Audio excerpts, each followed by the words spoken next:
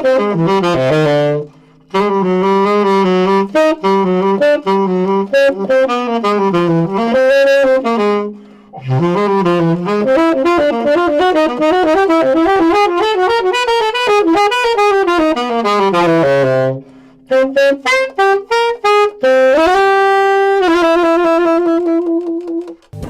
I'm talking about tenor players, of course I have to mention Sonny Rollins.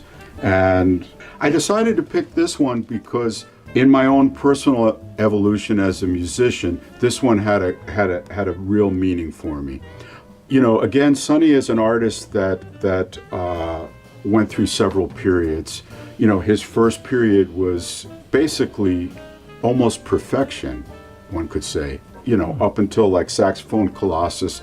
I mean, you wouldn't ever think about changing a note, and everything was right where it's supposed to be, perfect, brilliantly organized by an incredible musical mind. His next phase was what one might call almost musical cubism, where he began to use that same language but sort of distort it in different ways and move it in unusual rhythmic ways. And this was all going on while Coltrane was at the top of his game, breaking ground all the time. So people sort of maybe forgot about Sonny Rollins briefly during that point. All this was going on like 63, 64, 65. What I find really interesting about this is what he does rhythmically on here.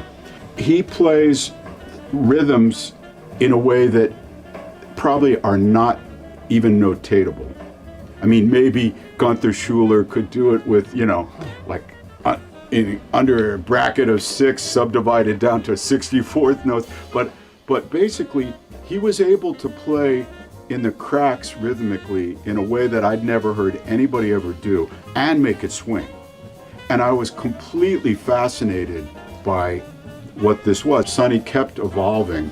And in fact, I had another friend who auditioned for him and went up to his place, and they played just duets. And he said Sonny spent a long time counting off a song, making sure that he was clear on what the tempo was. Then he'd start to play, and he'd play right in it, dead center, you know, just like right where the hump is. Then he'd start to mess with it, and he'd play way behind the beat. And then he'd go back, and he'd play way on top of the beat.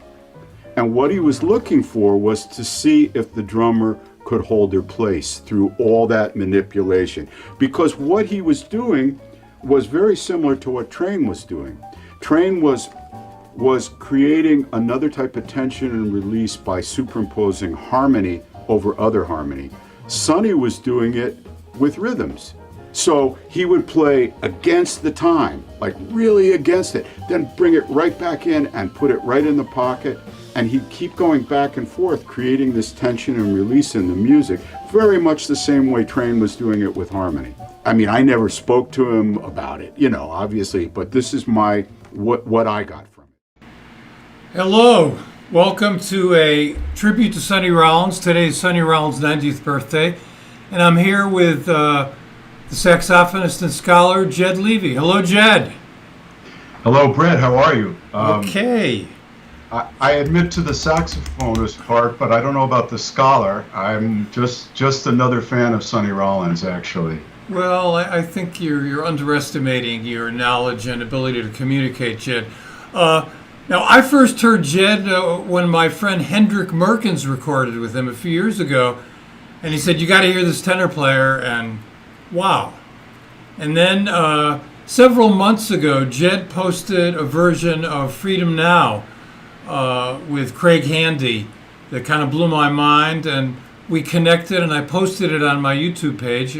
Perhaps some of you have seen it, and it just got a fantastic response. So when I thought about putting together a show for Sonny's birthday, I thought that it would be great to talk to Jed and to feature this music. So first of all, we at the top of the show, you got a little of Jed's playing.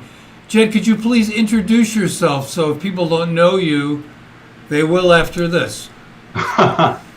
Well, I'm a tenor saxophonist, composer, living and working out of New York, but travel internationally. I've recorded about 10 CDs as a leader on the Steeplechase and Reservoir label. And I keep working to make a better mousetrap.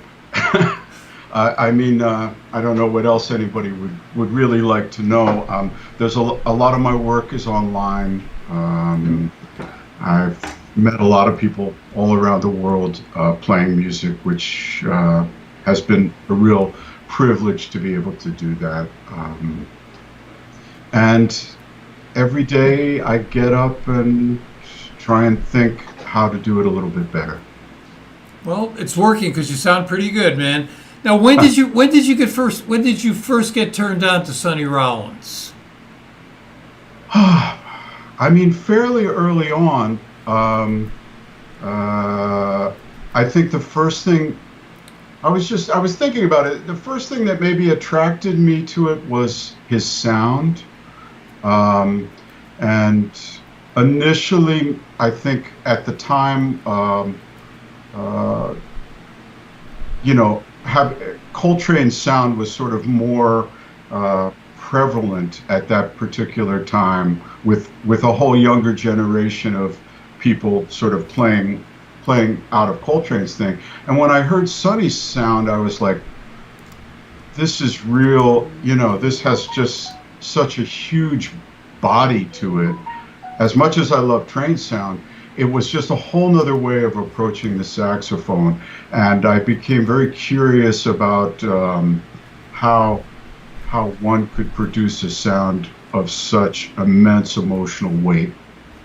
And I guess the other thing I think that struck me was his use of rhythm, which I think maybe I touched on in some of the video that you aired earlier. But just he really, to me, and these are all my opinions and things that I use to help me learn about his music. But I did find that it almost like he was playing the saxophone like a drum, and I really liked that approach to playing this music. Did you transcribe any of his solos to get deeper into him? Oh yeah, I did, and I did a bunch of that. But I also would do things like, if there was a particular track that I really liked, I would play it, maybe play the song 4 or 5 times in a row, just listen to it, and then I would pick up the tenor and play that tune in the key he was playing it, and try and become what I had heard. So in other words, maybe I was sort of trying to rather than just play the notes that he played, which of course were fantastic, I wanted to play the feeling he created and look at it more conceptually. How could I play maybe some of my own notes but have that much impact, if that answers it. Now, we're going to talk more about Freedom Suite in a second, but which of Sonny's records, which of his recordings do you find yourself going back to? Oh, I really like all of them. I spent a lot of time with a lot of the records he did on RCA in the 60s, and I feel like I learned a lot from those. There was also some air check broadcasts from that same period. There was one of he had a quartet at the half note in '65, and they used to broadcast, I guess, every week. They broadcast one night a week from there. And this quartet was Sonny and Herbie Hancock, and Beaver Harris and Herman Wright, I believe, was the bassist. And to hear Sonny and Herbie interacting, was amazing. And I think I had read something during that period. He was talking about trying to play everything in harmonics. In other words, not to play the real note on saxophone, but to play one of the upper partials. And I kind of felt like on that given night, he was really getting that, and I started to be able to understand what he was talking about, or at least I thought I understood what he was talking about, and just gained a lot from it.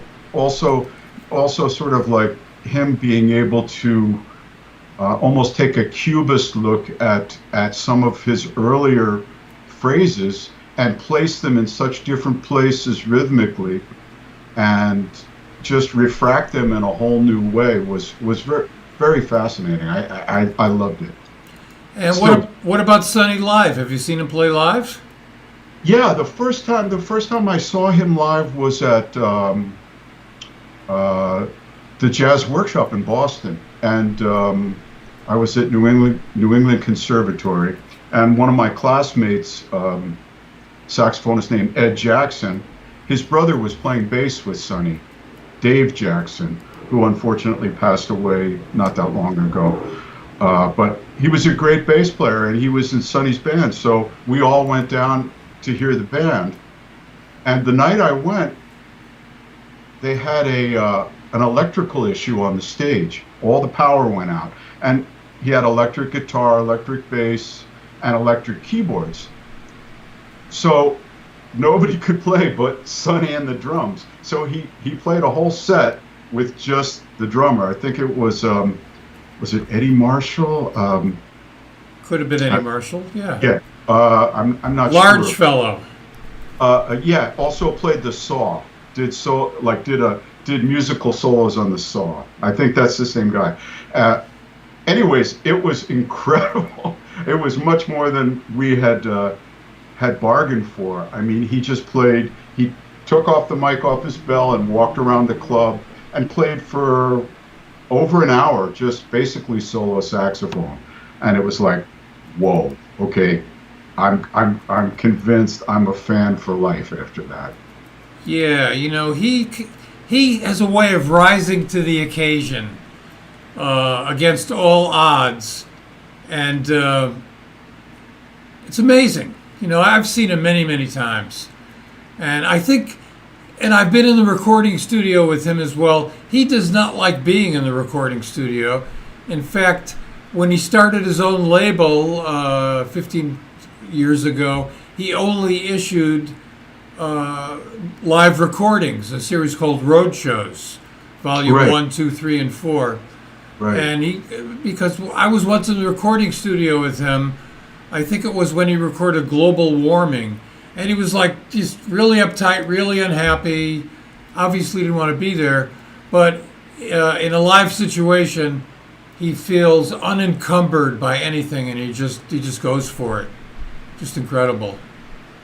Yeah, I mean, I think many of us fight that feeling of trying to capture this music in the studio. It's not easy, and I mean, there are a few things that have made it more possible for me to do it to my satisfaction. One of the things is playing with a working band. The times that I've had the option to record with a working band always made it much easier, because what you couldn't hear as well, maybe through the headphones, you already kind of knew people's parameters. When they play this phrase, it means this, or it sounds like it's a little in front, but actually that's just the way they place it, or so many things about musical intimacy that maybe the electronics don't make so easy for us. Yeah. Familiarity is the only thing that I found for myself that helped it. But I understand his feelings about that. It's not easy. Yeah. But even so, he's made some great studio recordings. And in 1958, Freedom Suite, which is really one of the first political statements by a jazz musician.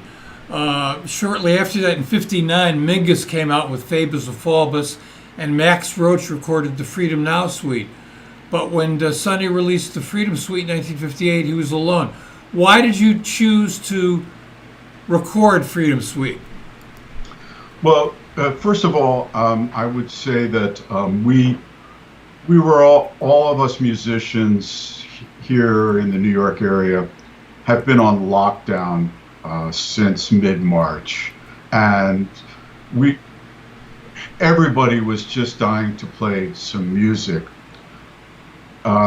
So that was one factor, but really the motivating factor for me was I had had a discussion with a good friend of mine, Peter Leach, wonderful guitarist and composer arranger, about the Freedom Suite. He was asking me some questions about it.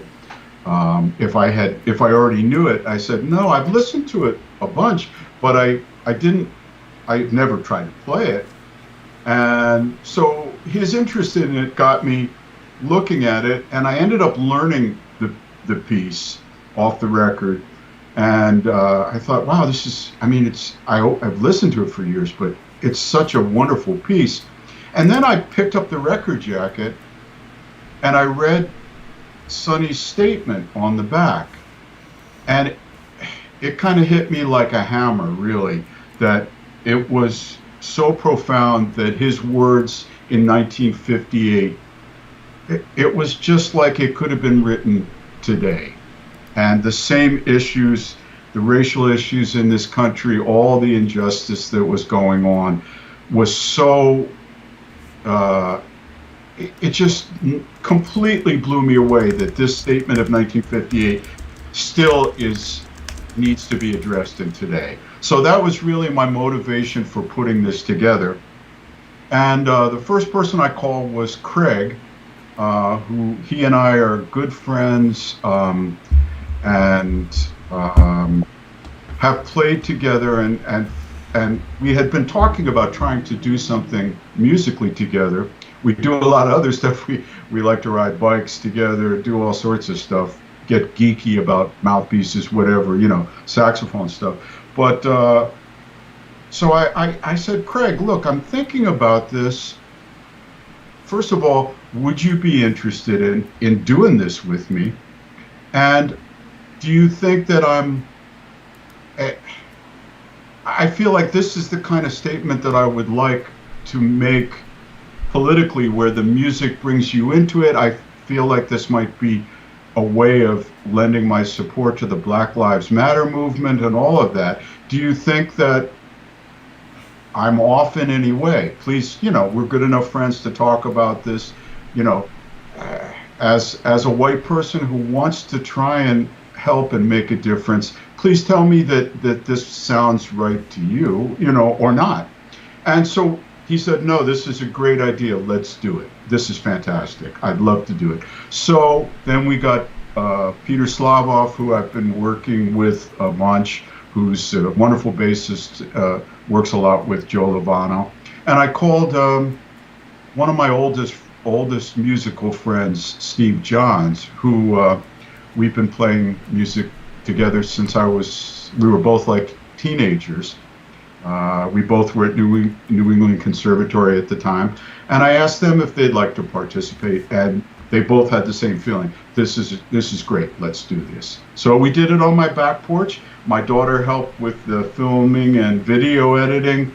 One of my ex-neighbors, Marcus Colon, was nice enough to come over, help with the videoing, and brought 2 cameras for us, and off we went. All right, let's look at part 1.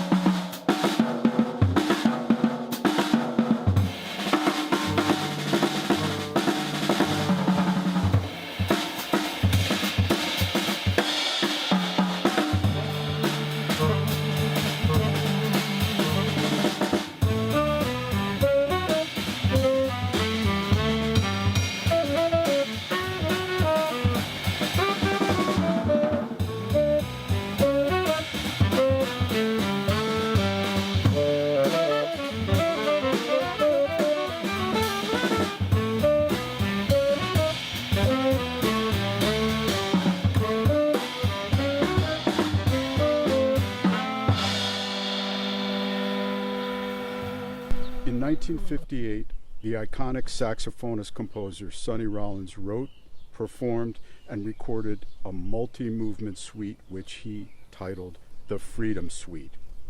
The inspiration for this groundbreaking work was the difficulties, inequalities, and mistreatment faced by African Americans in the United States. He wrote a short, eloquent statement on these issues, which was printed on the record jacket. Sadly, this statement is as true today as it was in 1958. We have come together to play this monumental piece of music to show our solidarity with the Black Lives Matter movement, to memorialize the needless deaths of George Floyd, Rayshard Brooks, Ahmaud Arbery, Breonna Taylor, and sadly, too many others. And as well, we're here to celebrate Juneteenth, the holiday commemorating the date slavery was abolished in Texas. We are also celebrating the joy of playing music together, as for most of us here today, this is the first time in 3 months since the COVID-19 quarantine began that we have had a chance to play music as a group. Yeah. Jed, you mentioned seeing Sonny live where it was just him and drums. And Sonny has told me a number of times that although he's played with a piano, he feels it fills up too much space. He's like done some work with the guitar. Most of his later stuff is with a guitarist. Do you feel that not having a guitarist or a pianist worked better here for you? I guess it of course it comes down to which guitarist, which pianist. But Sonny originally conceived the work without chords, and it lends itself very, very well to not having the chords spelled out by one of those instruments. So I decided it would be better to have two tenors. Well, you certainly picked a fantastic collaborator in Craig Handy. And here, his resemblance to Sonny Rollins is absolutely uncanny. Yeah, I people were commenting on the video online about that. I mean, I didn't even think about it when we were playing, but I guess, he always plays great, and he's my pal, so it was really fun to do this with him. Well, we just got a shout out from Steve Johns, the drummer on this project. I got turned on to Steve when he played with Billy Taylor for a number of years. Yeah, a fantastic musician. And I want to welcome our viewers from Algeria and Scotland and Mexico City. This is truly an international international medium. Jed, your camera's a little bit out of focus. I don't know what happened to do that. I don't know. That's a good question. I wish maybe if I sit back for now. No, I'm sorry, Brett. It's okay. I mean, it's not horrible. But let's go to part 2. Oh, I have to say, my friend Lawrence Cohn who's a tenor player as well, from Costa Rica, is also in the house. So let's go to part 2. While we're on part 2, maybe you can fiddle with your camera a bit.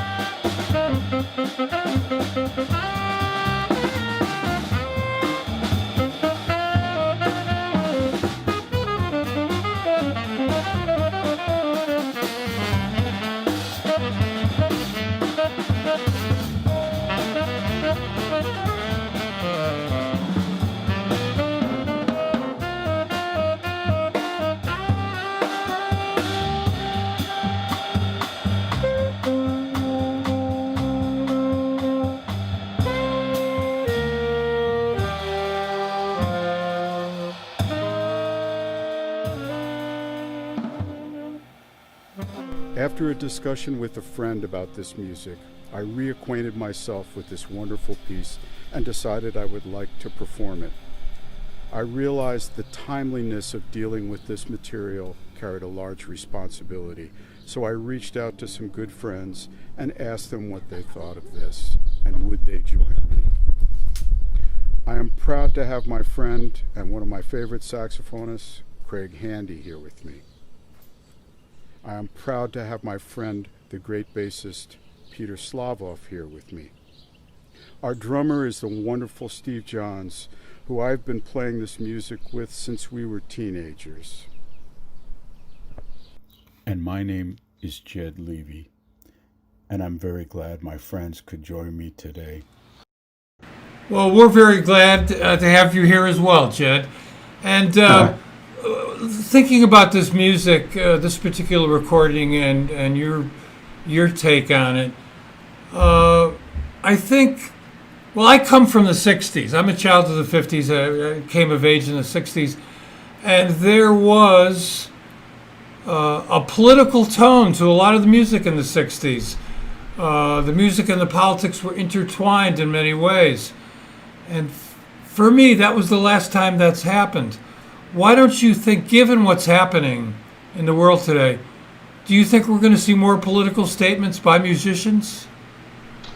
Well, I think they've been going on, maybe not as much in jazz music, but they certainly have been going on in contemporary music, pop music or whatever you want to call it. And I'm sure that we all need to take a bit more responsibility with this at this point. I've always been somewhat reticent and somewhat shy about the combination of politics and music. At times I felt that there was music that was proliferated more on the politics than the substance of the music. And although it might have helped a certain political agenda at a time, which I might have even agreed with, I'm not sure that it helped the music. So my daughter really helped me flesh out the idea of the political part of this video. And basically I just said, well, I was hoping that the music would lead people into this in a way. And our friendship and the good feeling that we're generating up there together is an important part of that, and always has been for me. So it's a challenging subject, and I was very concerned to get the right balance for this. Any negative feedback when you posted the video? Well, I got no comments on mine. We just got lots of likes. Your posting of it, as you saw, was quite interesting. That people were commenting about both the rhythm section wearing masks and us, the saxophone players, not wearing masks. If I could have worn a mask, I would have, if I could figure out how to play the saxophone, because I believe in the idea of it. And of course, I would never want to put anybody else in danger from what I might have been exposed to. And I certainly don't want to be put in danger from that. So it was very weird to me that people were upset about the rhythm section wearing masks. Some of the comments were actually quite abusive, I thought. And I resisted engaging with them, but I felt this is really no place for that, man. Yeah. Just listen. We're giving you music. Listen to the damn music, and let people do what they feel comfortable with. And, Jesus. Well, as soon as you post something on the internet, you're going to get reactions. Some are going to be positive. Invariably, some are negative. Also, because not so much on Facebook, on YouTube, most of the comments are anonymous, because most people don't register on YouTube with your real name. And they sometimes say shit that, they would never say in public. And, I've had people come at me. One guy said, "Dear nigger-loving kike." Oh, really? So this is the world we live in. Now, I'm happy to welcome. Unfortunately, we don't have her audio or video here, but Nicole Levy, the creator of this video, is in the house, and she made a comment that plenty of rap music makes political statements. And, rap is a music that's largely not instrumental. It is a vocal form of expression. I think that's maybe why there were more political statements than that. Let's jump right into the longer version of this. We're going to watch part 3 now of this incredible video of Jed and Craig and Peter and Steve Johns doing Sonny Rollins' Freedom Suite in a video that was very well produced by Nicole Levy.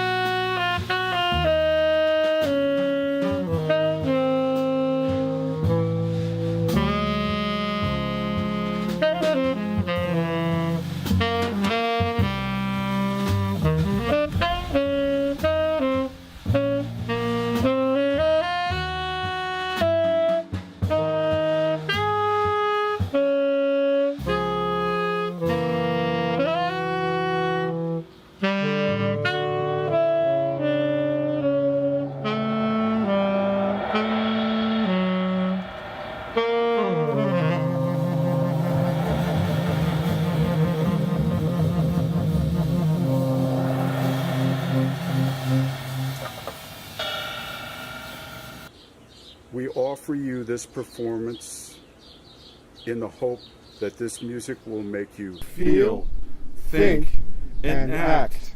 to make this a better country for all of its citizens.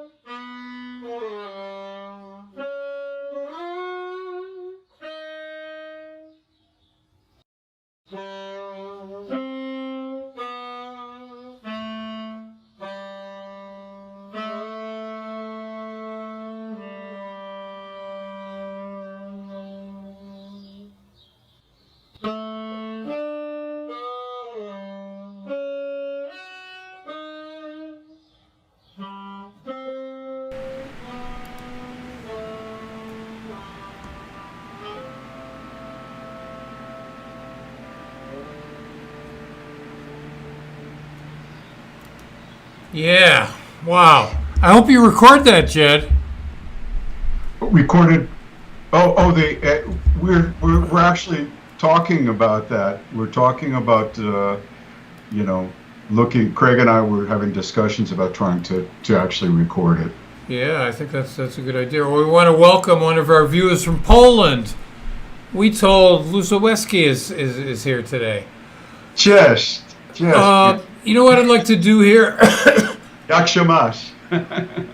What does that mean? I don't speak Polish. My wife told me. How are you? How are you? Your wife is from Poland.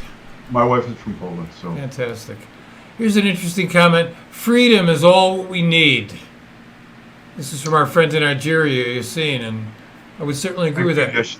You know what I'd like to do here before we go out is play a little Sonny Rollins. So I'm going to put this on here. We'll talk about it. Whoops, that's not Sonny Rollins. That's Dexter Gordon. Hold on, folks. I got confused. Can you make it so I can hear it too? I haven't heard any of the music. Unfortunately, I don't think so. Okay. All right, no worries. Okay, here we go. This is Sonny doing Alfie. Ah.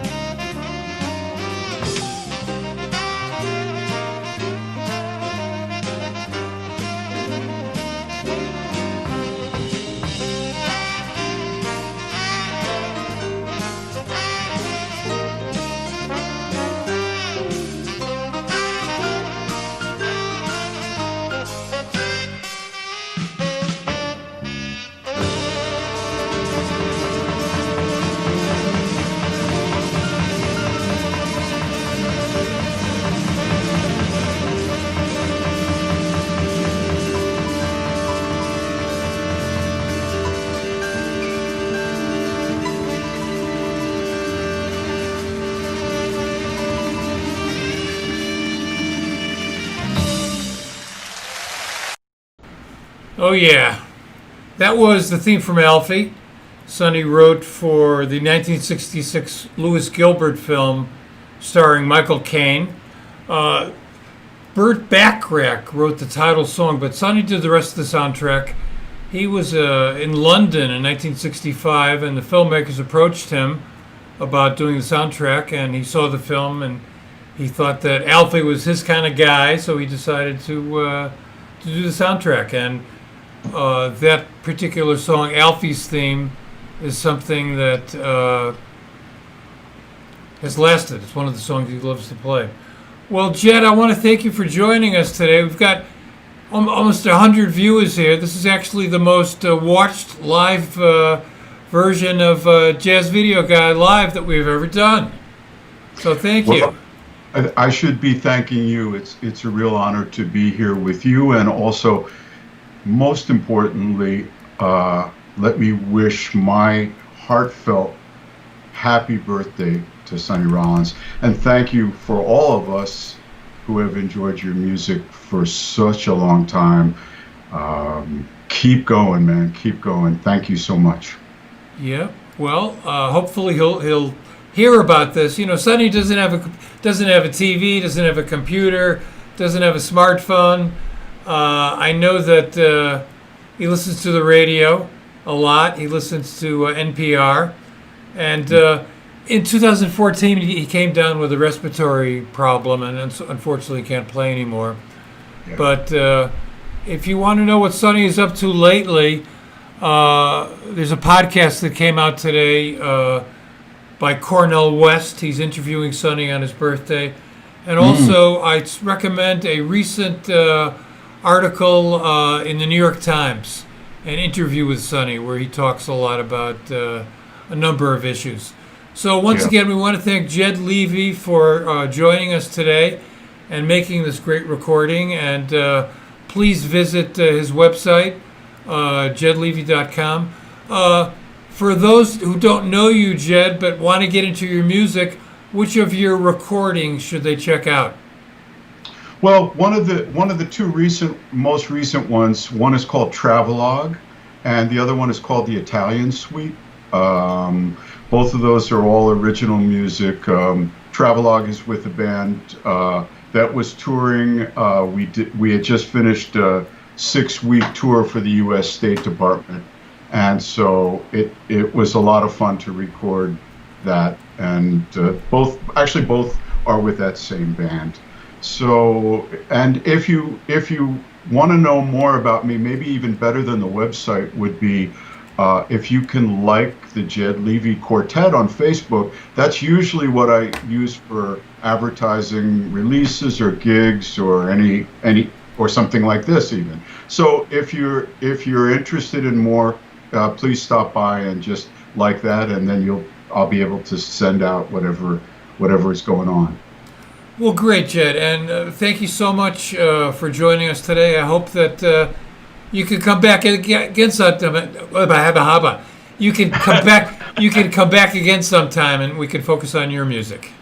Anytime. It was really a privilege and an honor, especially to pay tribute to one of my heroes. So thank you, Brett. Thanks for this opportunity. Well, he's many people's heroes, and I think that as long as people are listening to music, they're going to be digging Sonny Rollins. That's for sure. I don't know about the future of mankind. You know, Sonny's made a number of political statements. He was one of the first musicians to talk about global warming. One of his recordings in the late 90s was global warming. I want to thank our viewers from all around the world today who joined us, and we'll be back on Friday with a special tribute to the late Wallace Roney, a fantastic trumpet player who left us much too soon. So once again, thank you, Jed. Thank you, Sonny Rollins. And thank our listeners. Please stay safe, stay healthy, and hopefully you can join us on Friday.